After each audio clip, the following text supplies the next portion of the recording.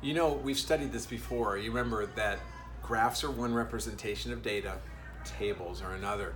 So in this question, we're going to look at tables and their role in representing data. So let's move on over to the question.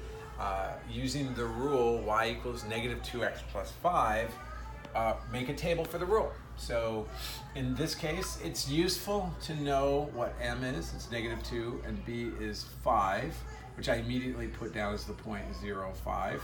Notice how I always make that conversion right away. It's a good habit. Now, but we don't know in our table, okay, so this is A right here, a table, X and Y. We don't really know what to start with unless we recognize that that is the point 0, 5. If we do, then you're already on your way. A lot of students get stuck right away because they don't recognize that that's a point, and they don't know that that's not a point.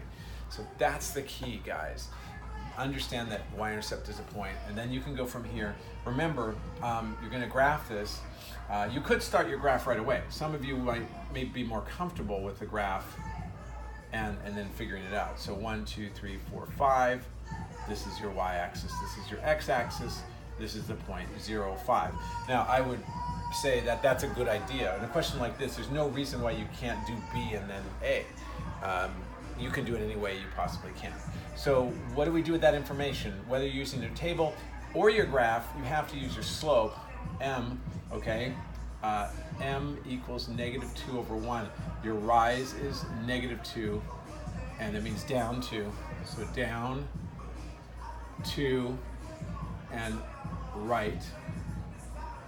Oh, it's a stretch.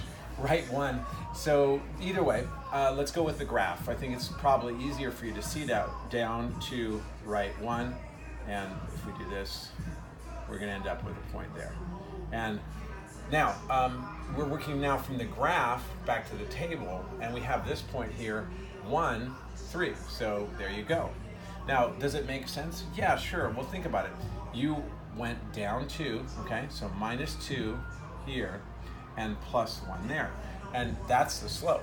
Down 2, okay, if we go down 2 is minus 2 over plus 1, you're going to get that every single time. Watch what happens. Now that you've caught the first 2 points, this becomes easy. I'm going to go down to 1, that's minus 2 there, and I'm going to go up 1, plus 1 to 2, and I'm going to go up plus 1 again, okay? So that should be between these two, actually, plus 1 from here to here. Plus 1 again, and I'm going to get myself to 3. Again, I'm trying to put plus 1 in between these two things. And then this minus 2, I'm going to go down 2. From 1 down to 2, we're going to get to negative 1. Remember, you got to know your integers. You got to be able to be quick. 1 minus 2 is negative 1. If I were to go down even further, negative 3, I go up 1. So you see how this becomes easy to fill out once you understand this. You got to go, here's the key. You have to go, in a question like this, back and forth between the table and the graph and the table. We've learned this. You've got to be very fluent with either direction and work with the direction that you understand best to get the problem moving. And don't forget, you can flip from one way to the other. So let's go back to this briefly, but back to strategy.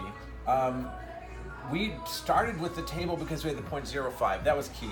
And then we went straight to the graph, and because we understand visual graphing, down, right, we were able to find that point, go here, recognize the pattern, and then work on the table. That actually became easier on the table. To finish the graph, we use these points. So 2, 1.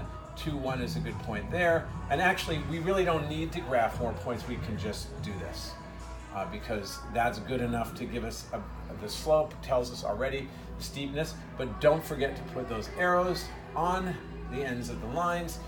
Put the origin in there. We're making a complete graph. And the all-important thing is to put y equals negative 2x plus 5 here by the line. It's the equation of the line, and that's a complete graph. So I hope that makes sense, and you are able to remember the key to that question actually was starting with the point, the y-intercept.